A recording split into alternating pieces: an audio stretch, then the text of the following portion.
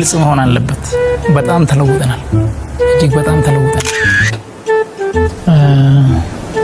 ሀገራዊ ለውጡ አሁን ያለበት ደረጃ በጣም ጥሩ ነው ማለት ይቻላል ሲገመገም። አሁን ከነበረው ሞትና ቁስል በፖሊስ የደረሰው ጉዳት እጅግ በጣም ትንሽ ነው። ለረጅም ጊዜ ተንጠልጥለው የነበሩ በክልል ውስጥ ፕሮጀክቶች አሉ። የውሃ፣ የመንገድ፣ በርካታ ነገሮች፣ የትምህርት ቤት፣ የሆስፒታል ብዙ ነገሮች ካለውጡ ወዲህ አልቀው ተመርቋል።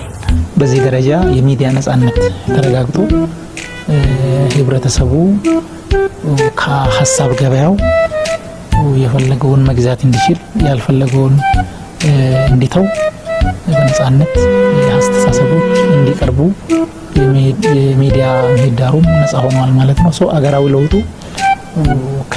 ዲሞክራሲን ከማምጣት ከማስፈን አንፃር በርካታ ርቀቶችን ተጉዟል ማለት ነው። መደመር ሲባል ምንድነው? መደመር ሲባል የምንለው ለምንድነው ነው? በኢትዮጵያ ውስጥ የተለያዩ ማንነቶች አሉ፣ የተለያዩም ፍላጎቶች አሉ። እነዚህን የተለያዩ ፍላጎቶች ካላስታረቅን እንደ ሀገር መቀጠል አንችልም ነው።